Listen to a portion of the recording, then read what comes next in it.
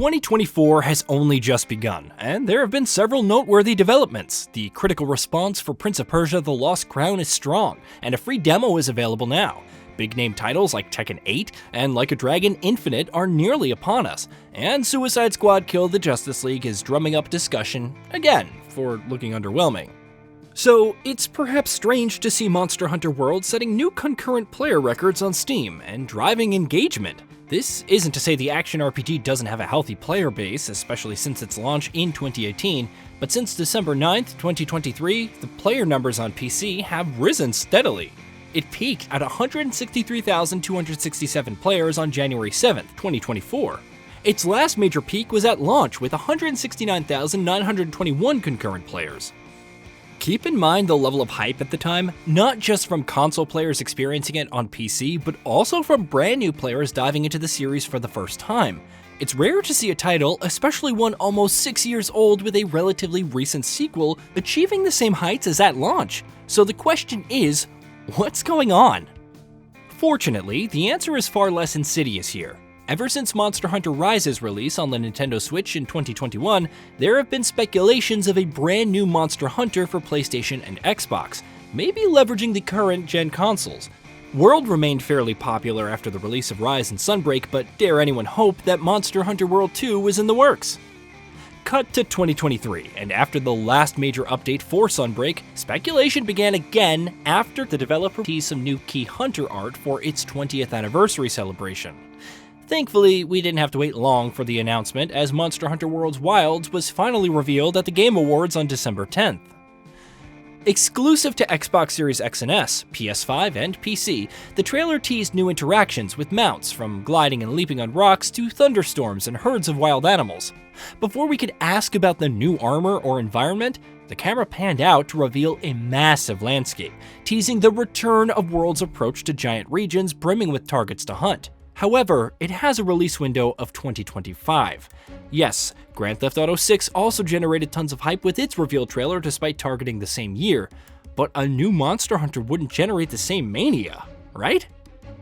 Even if it didn't, the developer was one step ahead in engaging potential new players. It announced the Return to World campaign a day after the announcements of Wilds, with a whopping 67% discount on Steam. A series of weekly community live streams, essentially a fresh playthrough of the action RPG, also began on December 14th, with several blogs chronicling the journey through different regions. One may look at the initiative and wonder, surely that's not enough to usher in such growth. As it turns out, the Return to World campaign was in the right place at the right time. A massive discount to help onboard new players into World and Iceborne, the start of the holidays allowing players extensive amounts of time to dive into its intricate systems, it all just really worked out perfectly. Of course, it didn't hurt. The developer tapped into one of the most valuable assets, the existing Monster Hunter community. You see, in Monster Hunter, you face some daunting challenges, especially when everything is brand new. You have to juggle between sharpening your weapon, keeping your stamina topped up, gathering tracks to pursue a monster, and keeping track of your scout flies while avoiding any hazardous wildlife. Getting lost in the festoonery of the ancient forest or the bright lights and floating fauna of the Coral Highlands is as mesmerizing as frustrating. Don't even get me started on the actual fights. Great Jagras, Kulu Yaku, and Puke Puke may be forgiving enough, but once you enter the Wildspire Waste and encounter your first Barith, all bets are off. Suddenly, it's a battle against roar stunts, status conditions, impeded movement, and more as you struggle to get just a few hits in. At some point through this exercise, you realize that your equipment and weapons need upgrades, which means hunting many of the same monsters and grinding away until morale improves. However, eventually things start to click. Monster patterns become more apparent and predictable. You begin to notice the environment and how it can be used to trigger traps to deal massive damage. You begin to master that awesome longsword or insect glaive and pull off some sick combos, turning your targets into prey. Then, after a climactic send-off to Zora Magdaros and celebrating with the NPC friends gained along the way, you're informed that low rank is over, high rank has begun. Cue to the beginning of the cycle once more, and again in master rank with Iceborne. Longtime players have been there and struggled through quests, mechanics, and systems, trying to hunt Raging Brachydios for its weapons, grinding through Safi'jiiva for its arsenal, and the perfect upgrades, and dying again and again to Fatalis. At some point or another, you run into hunters who help you through. So when a new player comes in and tries to understand it all, there's a sense of camaraderie, of paying it forward.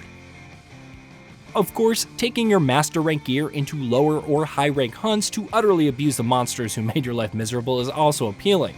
Plus, it's an opportunity to pick up a new weapon type and learn it all the way through, resulting in a brand new experience for you as well. You also get some neat rewards. The surge of new players is also discovering what many have known for years and are rediscovering now. Monster Hunter World is a blast. Rise has its merits, especially when it comes to streamlining many elements. Don't get me wrong, fighting RNG to get a single attack jewel, never mind, an attack jewel 4 is still a nightmare. Joining a quest only to see random drops like flies and end it prematurely is also annoying, and so help me if flinch free isn't mandatory in some scenarios. But the sheer range of content, from siege quests where you work with other players through multi-stage quests to weaken and slay Safi'jiiva or Kulve Taroth, is just so enjoyable. The combat also holds up incredibly well, even if I'm still not the biggest fan of the Clutch Claw. Nailing that helm splitter, seeing those big damage numbers from a true charge slash, or executing a perfect rush still feels great. The replay value of Monster Hunter truly shines with how diverse and fun each weapon type is. Monster Hunter World has surpassed 23 million copies since its launch, which includes the base game and Iceborne Master Edition. It garnered universal praise from critics, introduced a new generation of console players to the series' magic, and offered hundreds, if not thousands of hours of fun for players.